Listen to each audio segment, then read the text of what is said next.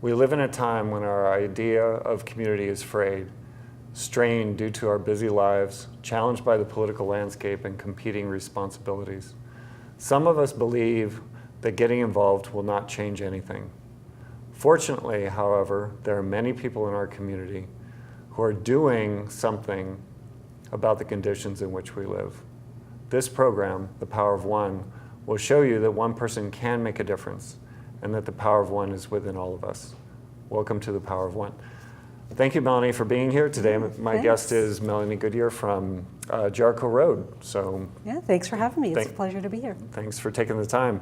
So first thing is, what was your sort of progression from, people they don't come out of high school or college and then go on to, nonprofit support and assistance. So how did you get to where you are? Right. So I worked in a variety of social services, ranging from an orphanage in Mexico as a volunteer to working in social services in a poor neighborhood of San Diego. And I think those agencies were doing really, really good work, but had really poor business processes. So as a nonprofit professional trying to do good in my community, in my 20s, I thought, somebody must know more about budgeting than we seem to know, and somebody must know about marketing a nonprofit when we have no marketing budget. So I think I saw how many nonprofits were doing really good work, but didn't have the business practices, and so I got involved in the very nerdy world of nonprofit capacity building. And that's really interesting because a lot of people are inspired by the doing good part. They want to help. They want to make a difference. They want to create change and, improve society for everyone, those lofty goals. But they might not know how to work a spreadsheet or run a board meeting or recruit volunteers. Absolutely. And that was true of me. I was a really good social worker, so I was really good at dealing with people who had addiction issues or domestic violence, both as perpetrators and victims. And I remember joking at one point when I had gotten a promotion and I was working on probably a grant budget, I remember joking like, can I go back to the domestic violence victims That's and easier. The junkies? That I can deal with. That doesn't scare me, but grant budgeting, I don't know how to do that. So if somebody had taught me how to do that at 25, I would have been a much more effective fundraiser. Yeah, imagine where you'd be now. Exactly right. So what is Jericho Road and how does it fill that void? Yeah, so Jericho Road Pasadena is a capacity builder, which means that we help nonprofits do exactly that. Where in their operations and their business side do they need help? So all of these great people who are doing really good work, but probably don't have human resources departments or IT departments or marketing departments, how can we help nonprofits have those business structures so that they're really strong, effective nonprofits? And how can we free up the time of the staff to rescue more puppies or house more homeless people or whatever it is that their mission is? Yeah, if they're more efficient, then they can help more people or they get to the program side a little bit faster. Yeah, and some of what we do is a real no-brainer. If you don't know much about IT, there are people out there who do, and a lot of those people are willing to volunteer their time and expertise for good nonprofits. And so don't try to struggle to learn it all yourself, but figure out who's really good at it and how do we plug those people into doing good work for the nonprofits that are really changing the world and doing amazing stuff. That's actually kind of a curiosity I've had for a while is how do you identify the volunteers? I mean, it's not like they're growing on the orange tree outside your office. Yeah, right. Yeah, I think a lot of people really want to do good work, but don't quite know how to plug in. And I think this idea of skilled volunteerism has really grown in the past maybe 5 to 10 years, where particularly we're seeing baby boomers who, it's the largest generation in American history, the first generation where women and men are coming out of 30 and 40 years of professional experience. Of careers, yeah. And they want to be using those skills, but it's a lot harder to find a human resources professional to help a nonprofit create an employee manual than it would be to, for example, find people to pack up food to give out at a food pantry. Yep. So we have a whole process of recruiting volunteers and a whole process of vetting them. So oftentimes we know what kinds of things to look for, how many years of experience, what kind of certifications. We look at designers' portfolios or web developers' portfolios.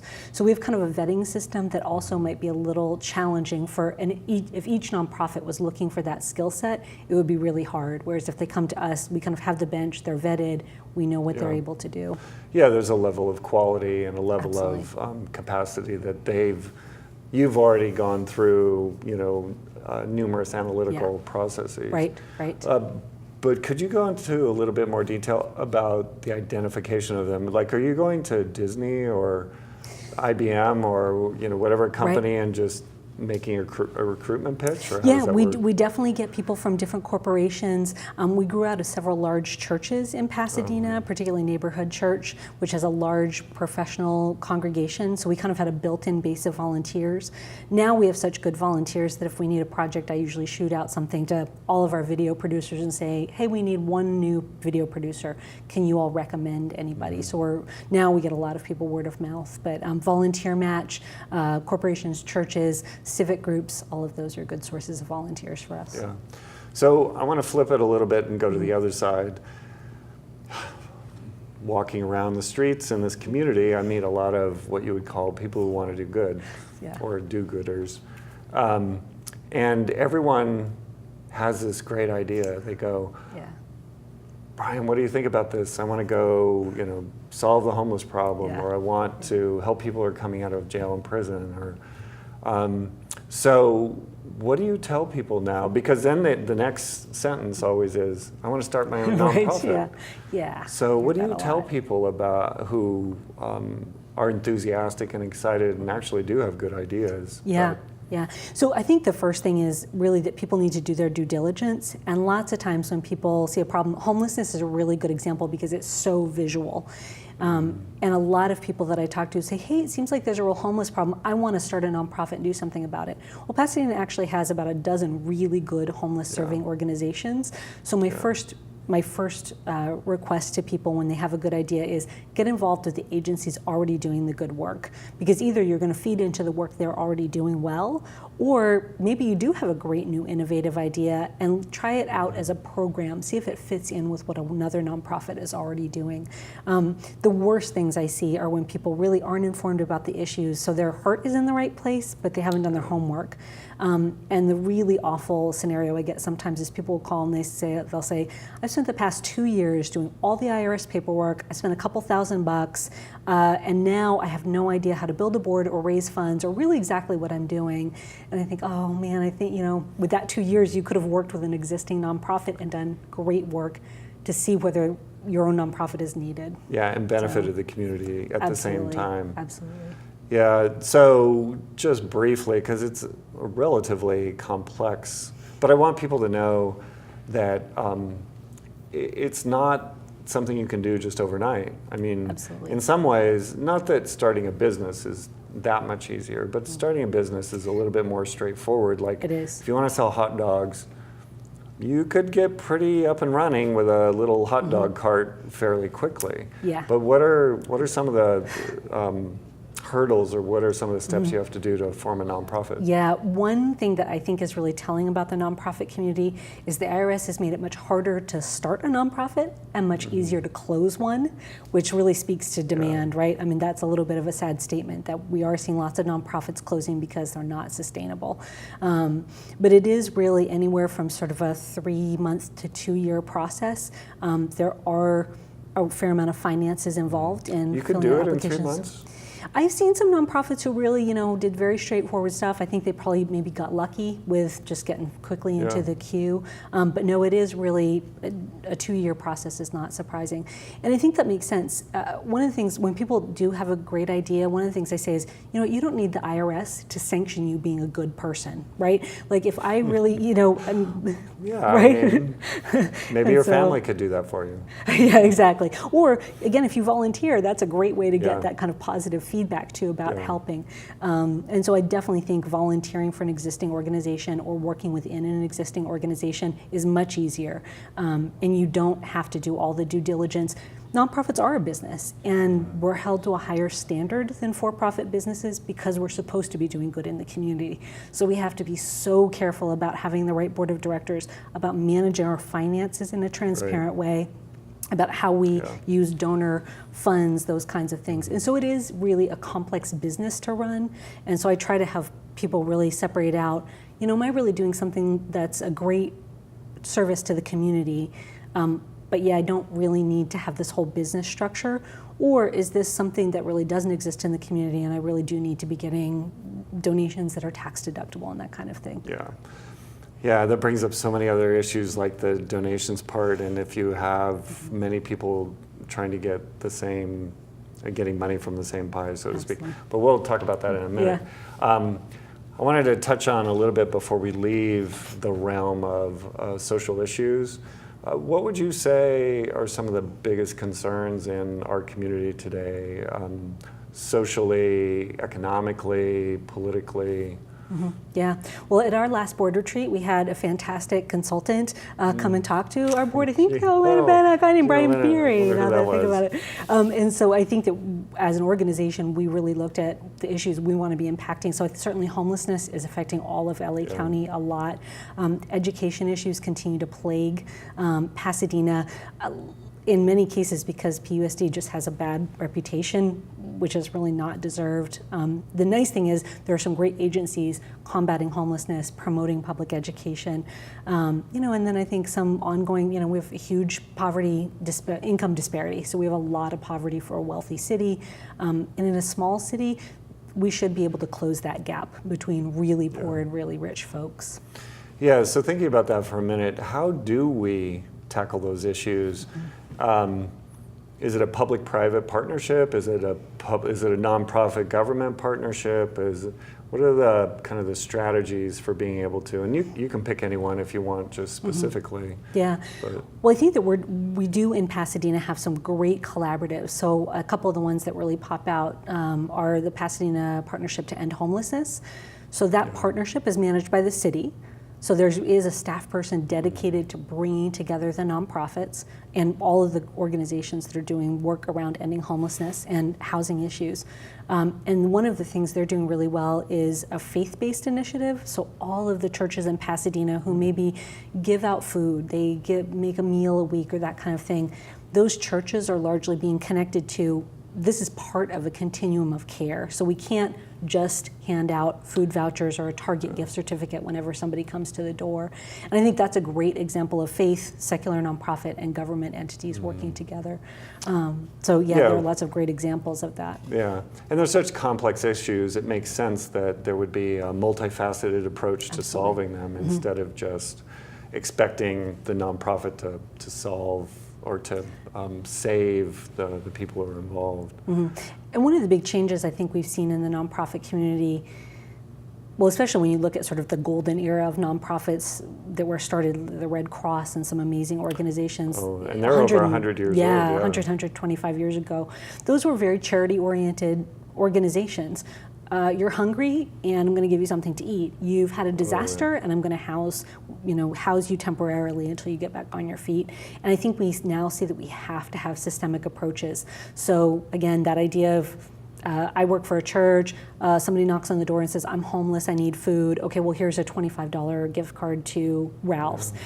That's such a we still need that kind of direct service, but we've got to be looking systematically, and that requires an approach that includes for-profit, nonprofit, government. Well, and isn't there, or aren't there two parts to that systemic approach? Like the first part of that is instead of just handing people food, it's building capacity in them so that then they can create their own income stream so they can buy their own food. But then the second one is to change societal conditions or economic conditions so that there's more opportunity for people to have stable careers that pay them enough so that they can take care of their bills, right? It's absolutely.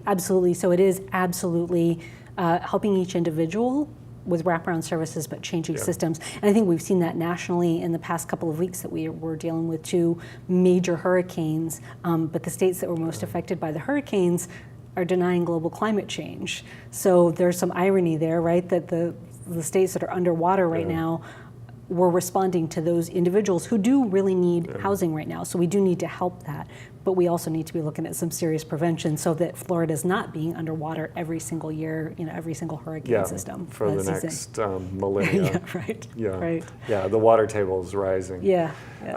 So let's go back a little bit to the nonprofits themselves. What are you finding are some of their greatest challenges in order to not only survive, but to be effective? What are some of the places where they need help? Yeah. Board development is one of the really big ones. By law, nonprofits have to be governed by a group of people. And the government's reasoning for that is that if you're running an organization that's a public benefit, it's a community benefit. And public funds to a certain extent, right? Absolutely, yeah. That there needs to be a group of people managing that. So it's not, I can't own my nonprofit. It's not my sole proprietorship business. It's not Melanie's Jericho exactly, Road. Right, yeah. It feels like that on occasion, but yeah, it's not, and it's not supposed Jericho to be. Road, brought to you by Melanie. Yeah. Well, as we've talked about rebranding, we have joked about, my coworker's name is Beth, and so we've joked about, and Melanie and Beth find nice people for you to work with or something. So, yeah. But, I think that the need for good board members is huge, and we offer a couple of services. One is kind of a recruitment service. So if people have never served on a board and would like to, but don't quite know what that means, I usually interview people, give them kind of an idea of what board service looks like and what the commitment is. Then we provide 9 hours of training and then match them with a board. So that's a fairly small program for us, but it's so hard to find good board members who really are willing to not only give a lot of their time, but give donations as well. So that idea of giving time, talent, and treasure. And so I think that we really are facilitating that process. Fundraising, of course, is always a challenge for nonprofits. Again, most of us are doing world-changing work on very tiny shoestring budgets. So, just encouraging people to be more generous and not only give, but give consistently is a big challenge. And then I think we're seeing some other issues that everybody's dealing with, the pace of technological change. If you have no tech budget, if you have no tech budget, how do you update your website every couple of years? How do you buy new technology every couple of years? Well, and systems of communication too. Absolutely. Both internally and externally, because if you have a nonprofit with maybe 24 people, like some of the nonprofits in town are fairly large. I know that, for example, 5 Acres or Hathaway Sycamores, Hillsides, those are millions and millions and millions of dollars of budget.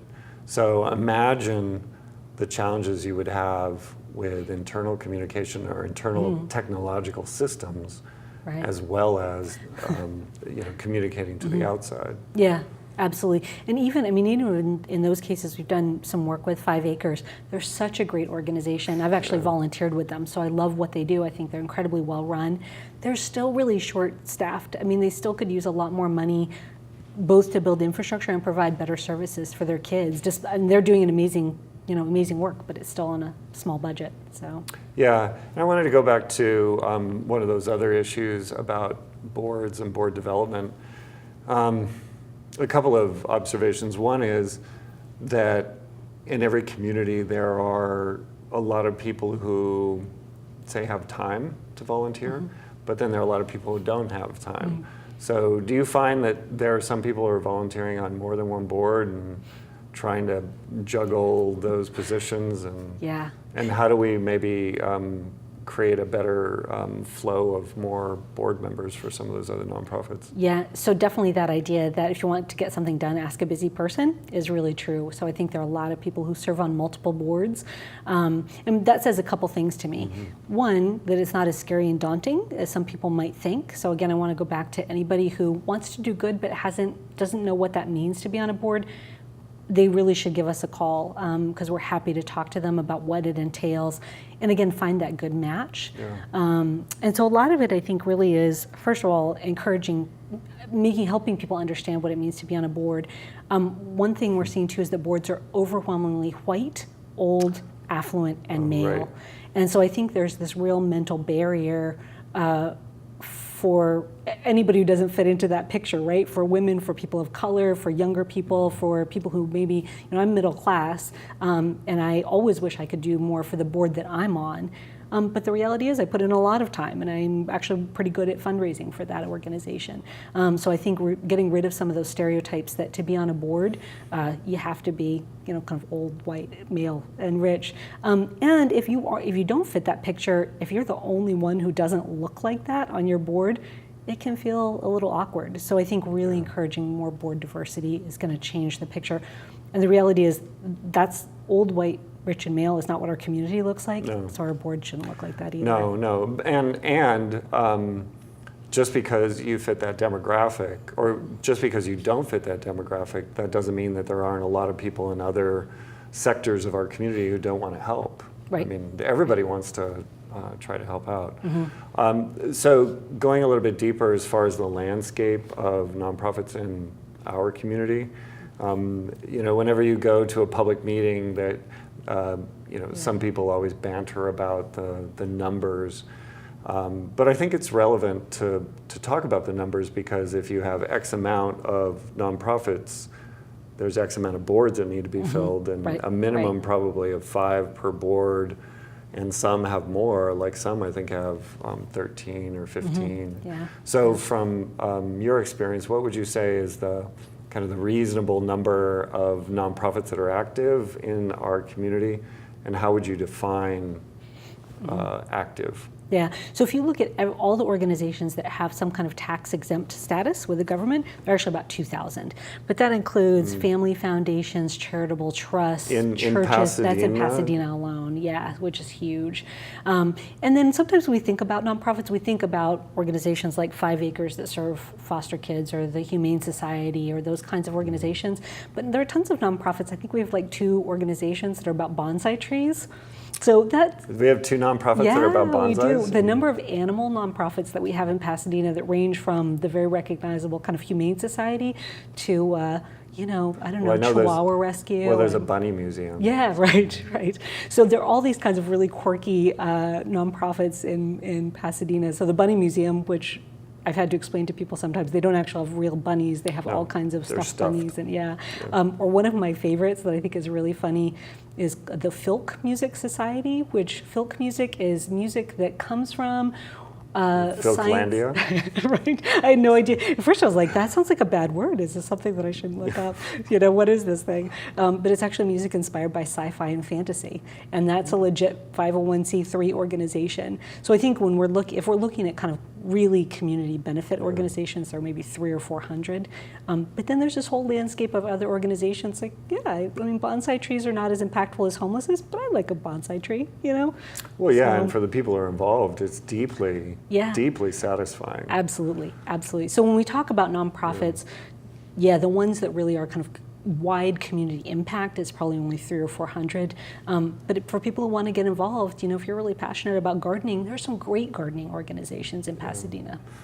So let's get a little bit deeper into the whole funding issue. How do they survive obviously there aren't 2,000 that are competing for funds, but 300 or 400 in a community, that's pretty significant. So how do they survive, or how does a nonprofit survive in that kind of competitive atmosphere? It's a challenge, first of all. I think lots of nonprofits feel like it's a hamster wheel. And I think for the nonprofits that feel that way, they've got to really take a step back and see if they are a sustainable organization. We're lucky that Pasadena is a pretty philanthropic community. So we do actually have a huge number of people who give of time, talent, and treasure. We do have some good government programs, so there is a lot of government money going to nonprofits. I think we're seeing more and more nonprofits that are having earned income streams, whether... talk a little more about that. Yeah. Because I've talked to several nonprofits about that. Absolutely, and I think that's one piece of the funding puzzle for nonprofits. So just like a business or an individual, you have to have diversified funding streams. And Homeboy, which is not here in Pasadena, but I think is a great example, Homeboy Industries, that has a variety of products that they sell. They have a cafe on site. And I think that only brings in 20 or 30% of their funding. Right. So they're still getting a lot of traditional kinds of donations and grants to help all the homeboys and homegirls going through their services. But at least they've got a piece of their income that is pretty stable because they're selling good quality products. So I think we're seeing a lot of nonprofits move to that. Well, it's interesting that you mentioned Homeboy, because they were one of the first who embarked upon social entrepreneurship, because Father Greg did it at least 25 years ago, maybe 30 years ago, because he did it with silk screening. That's right. That was the very first one, and they did jerseys for all of the rec and parks in LA and some of the Little League teams and things like that. Right. And then the other one was a bakery, which has a huge, wonderful reputation. And then they've spun off to others. You go to LAX and you can get a homeboy sandwich while you're waiting in the American terminal. Which is so it's a fantastic model, but a lot of organizations are not really big enough to undertake that. Do you have any ideas or suggestions for maybe smaller scale ways in which they could earn a little bit of revenue? Yeah, I think that anytime a nonprofit takes on social enterprise, it's got to be mission centered. So again, Homeboy's a great example of that, of where they use all of the things they sell as job training opportunities for their clients. So it really is sort of win-win. And so I definitely have seen nonprofits that maybe have started thrift stores, but that's completely irrelevant to their mission. But if you look at an organization like Goodwill, where again, those thrift stores are part of their mission, that's where they do job development.